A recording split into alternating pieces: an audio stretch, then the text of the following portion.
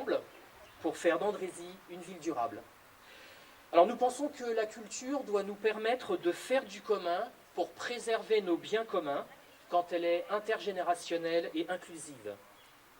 Quand elle va à la rencontre des personnes les plus éloignées des pratiques culturelles vers les personnes en situation de handicap.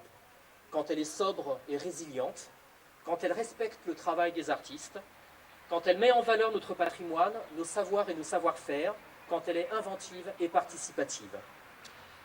Alors je vous le concède bien volontiers, l'innovation et la disruption sur le plan culturel peuvent paraître perturbantes, voire déroutantes. Elles suscitent souvent des incompréhensions, des tensions, des résistances, parce qu'elles bousculent nos repères, nos habitudes, et parfois nos préjugés en matière de goût et de pratiques culturelles. Mais c'est passionnant parce que ça nous oblige à avoir un autre regard sur le travail des artistes, la conception parfois très contrainte de leurs œuvres, leur performance artistique, leur engagement par rapport notamment aux urgences écologiques. Ça nous oblige aussi à nous interroger sur le monde de demain, sur la culture que nous voulons dans une ville durable.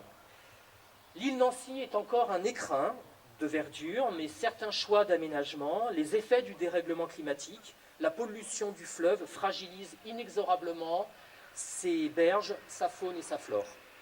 Il était temps d'en prendre conscience, de s'engager pour préserver sa biodiversité et la sauvegarder. Nous avons donc fait le choix disruptif pour cette édition 2023 de revenir à l'essentiel, de faire un retour aux sources artistiques en imaginant l'île Nancy comme un territoire utopique et poétique. Alors ce voyage à rebours des impasses de la modernité, fait d'alternatives souhaitables, joyeuses et généreuses, n'aurait pu se faire sans les Andrésiennes et les expositions grandioses et locales au cœur même de leur quotidien. Vous découvrirez ainsi le travail des écoles élémentaires de Nouval et Chargot, ainsi que celui de la maternelle des Marottes, mais également celui d'une maternelle Chantelouvaise, l'école Arthur Rimbaud, qui nous a fait le plaisir de continuer l'aventure avec nous pour un bel échange et un beau lien entre les deux villes. Je salue d'ailleurs Madame Sandrine Chiaretto, maire adjointe à la culture de Chanteloup-les-Vignes, qui s'excuse de ne pas être présente à ce discours, et également Madame Arnoux, maire de Chanteloup-les-Vignes. Vous découvrirez également les réalisations d'un groupe du centre de loisirs Les Petits Princes, ainsi que celui d'autres structures telles que l'IM-Pro Le Manoir. Certaines classes ont pu réaliser également, comme les artistes, lorsqu'elles le pouvaient, les Robinsonades, pour réaliser leur sculpture in situ à partir d'éléments découverts sur place. Sur ce parcours, vous pourrez d'ailleurs remarquer la reconstitution d'une classe pour pouvoir réaliser sur place l'école de la forêt.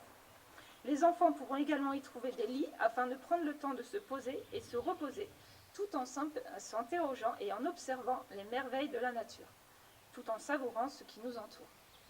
Je tiens à saluer et à remercier tout particulièrement les artistes et la commissaire de sculpture en l'île Laurent Germont et l'association COAL, Coalition pour une écologie culturelle, représentée par Sarah Dufour et Jessica Leclerc. L'agence de production artistique Bazar, représentée par Marine Ulrich, Marine Biro, Giulia Guarino et Myriam Musotti. Je remercie l'agence Rejoice pour la direction technique, représentée par Eric Long, Tom Pachery et Édouard Guillaume, et remercie pour la coordination du projet Delphine Braun, Émilie Chaigne, Sandrine Vangeux, du service animation culturelle, ainsi que la médiatrice Manal Mani, qui vous proposera bientôt des visites des possibles dans des univers comme ça limités, mais qui nous inspirent. Donc c'est en partant de cette idée des Robinsonades et de la solidarité comme territoire utopique, on en a déjà parlé, que finalement on a conçu cette édition dans l'esprit, dans l'envie de revenir aux fondamentaux, de travailler à partir de pratiques vernaculaires, à partir de matériaux présents, et de tester des nouvelles possibilités de créer, d'agir et d'interagir. C'est évidemment le défi qu'ont relevé ces 10 artistes et qu'ont fait de l'île un nouveau terrain de jeu. Donc Adélie Ferriot, dont nous avons parlé, inaugure ce parcours depuis la gare Saint-Lazare où elle présente donc ce drapé de 12 mètres suspendu dans la salle des pas perdus qui, par ses couleurs chatoyantes, s'inscrit directement dans la lignée des impressionnistes, qui étaient ces premiers artistes du Xe siècle qui sont venus travailler sur le motif. Bon, plasticosis. C'est une maladie qui a été observée et publiée dans Cambridge University, une maladie qui atteint les oiseaux marins, mais qui finalement, certainement, atteint tous les humains. Alors là, ce qu'on va faire, c'est qu'on va porter entreprise qui est actrice majoritaire d'une manière structurelle de cette contamination de la chaîne alimentaire. Cette grande entreprise s'appelle comment?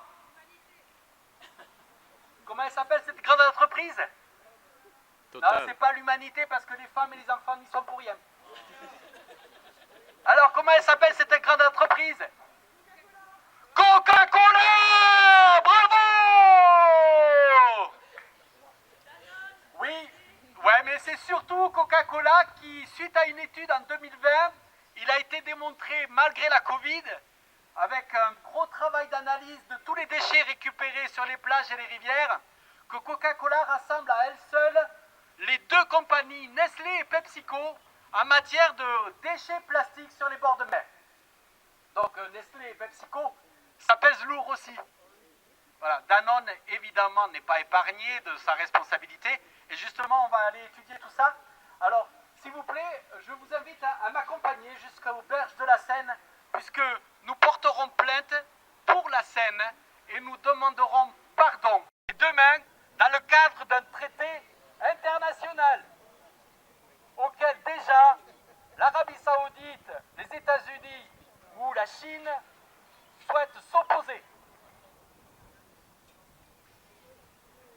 Donc, arrêt définitif et immédiat de la production de plastique à usage unique, ainsi que la production de plastique pour des produits de consommation.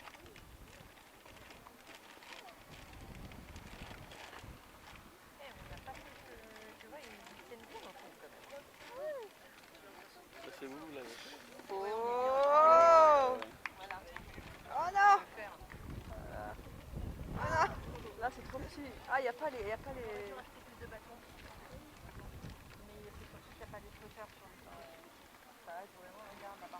Ah là, il est dans le déséquilibre, non?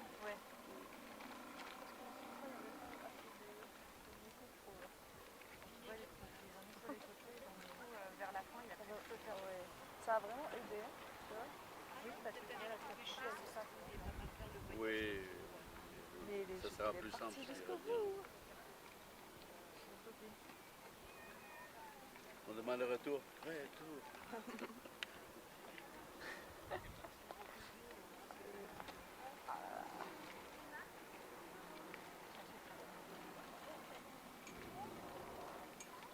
Oui, déplacer le peu à droite. Là. Merci. Merci.